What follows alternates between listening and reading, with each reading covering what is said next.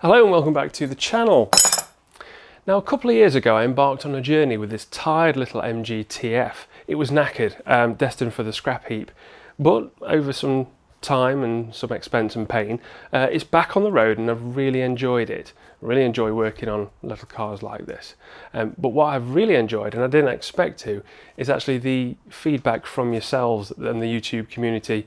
And this channel was just going to be a memoir of me putting this car back together, but people seem to still be interested to some degree. So I've got a new project and it's right there, but I might have bitten off more than I can chew.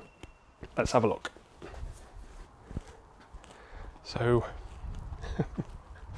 I'm almost afraid to show you because I know what the feedback might be like. Why, Lee, you blithering idiot? Why have you gone for some kind of a money pit like that? Range Rover Sport. Now I hope you agree, from that sort of distance it doesn't look too bad. Now as you get a little bit closer you start to pick up on a few things, but generally the bodywork isn't terrible for a 56 plate car. So that's a plus. Now I got it from an online auction down south in London. It was a salvage auction where they have lots of written off cars and whatnot, but I actually wanted a Land Rover Discovery LR3, but they, even written off, they fetch strong money. So picked up this one, did go down and see it. That was stupid, but I did see some pictures online and there wasn't much of a description. It isn't written off, so that's a good thing. But it is trade disposal, so at some point a dealer's had this and gone, nah, far too much work and time and bother for me, I'm just going to send that to auction. So it's going to have some issues. All it said online was that it doesn't start and it doesn't roll,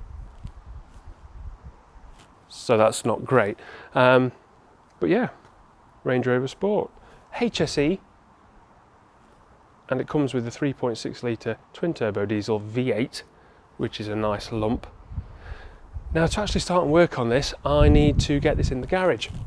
But I've got stuff in the garage and I can't get it past this. So I really need to get this rolling, if not running. So I'm going to try and start it. Now because this is a non-start, non-rolling thing, I had this brought up from London on the back of a recovery truck and it was plonked here. And this is where it stayed for the last couple of days. Naturally I went inside and I tried to start it. Things came on inside but it wouldn't turn over, it just clicked. Naturally you think battery, remove the battery, put it on charge, and it's been on charge for a couple of days but it won't hold a charge above 11 volts. So I think that's knackered. So I've been and bought a new battery and I'm going to fit that now. So here's the battery that I've taken out. It's a Bosch one, 800 amps, 95 amp hours. So it's a meaty beast. And that's been on charge a couple of days. So 10.74 volts. It's creeping down at that. So that is dead. First time I measured that, it had 5 volts. So I brought this one. So similar sort of size physically. Slightly bigger capacity, so this should do the job fine.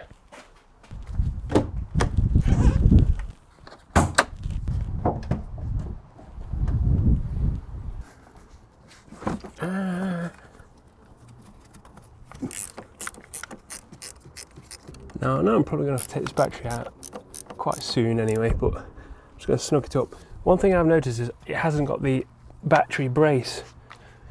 So that's something I'll have to sort at some point, but let's try and start it. Right, so I've got the GoPro here so that you can see what goes on the dash as I see it. So I'm going to put the key in.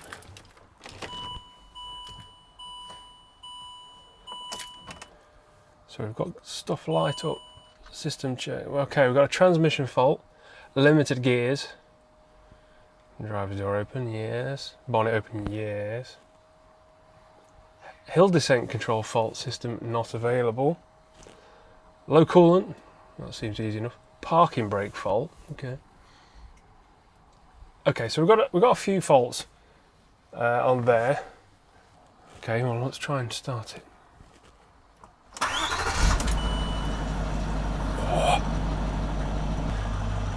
I mean, it sounds, from what I know of these engines, it sounds good. It fired up first time really well.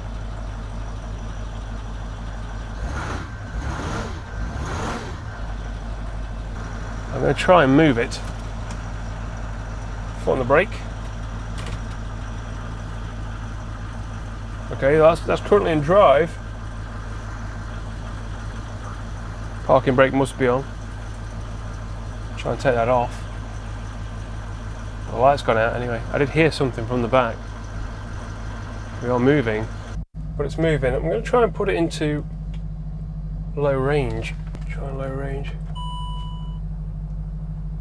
Alright, select neutral. Idiot. Right, I heard some clunking from underneath. Low range seems to have gone in, so I'm going to go back into drive. Oh, it shoots off like a scalded cock now. So I'm going to move it over to one side so I can get the MG out. What?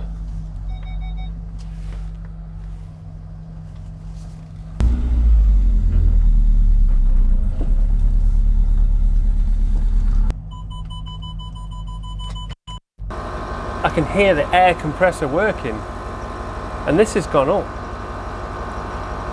Just going to check the other side. Has the front gone up? Is it going up? Oh, it could be healing itself. Oh, shut up. Shut up. I'll turn you off. So I am... Oh, God. I don't know. I think I'm going to put it in there, and then I'm going to see if it leaks overnight. I think.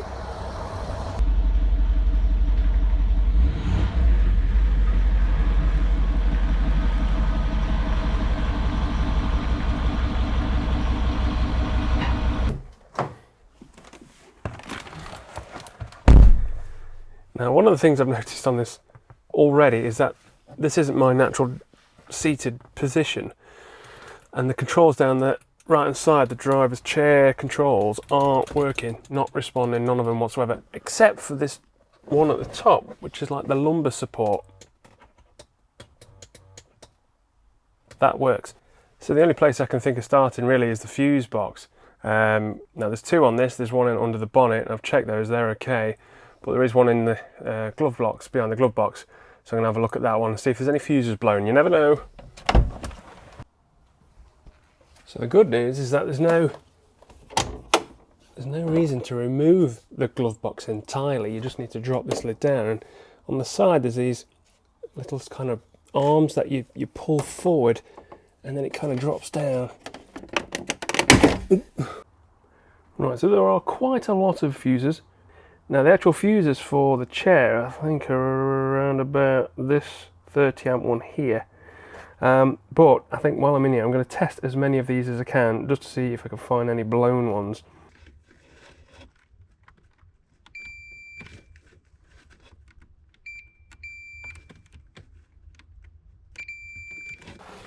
Right, I can't get my hands in and these probes in to test every one of them like that, so at some point I'm going to have to take them all out some other way, but I have found two 30 amp fuses that aren't working.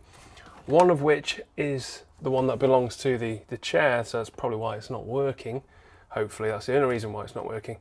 There is another blown 30 amp fuse as well, which according to the diagram is for the 12 volt cigarette lighter, wherever that one is. So I'm going to replace those. Hopefully there's no underlying problem as to why they blew. And hopefully that's a quick fix for the electric seat on the driver's side. Right.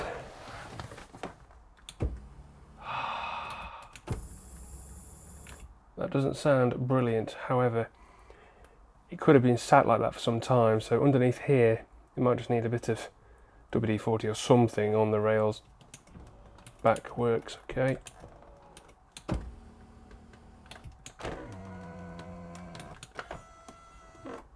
Right, well, I'm going to call that a quick win.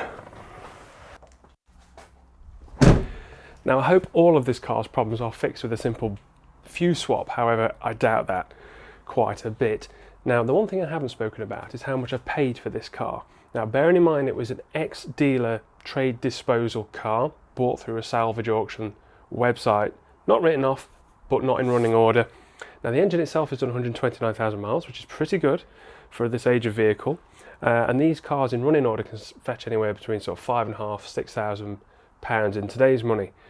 So I paid for this, the princely sum, or not so princely sum, of £1,000, which is actually, sounds like a bargain. Now, I'm not going to know if that's a bargain until I really get into some of these problems, but hopefully you enjoy the journey. Hopefully I do too.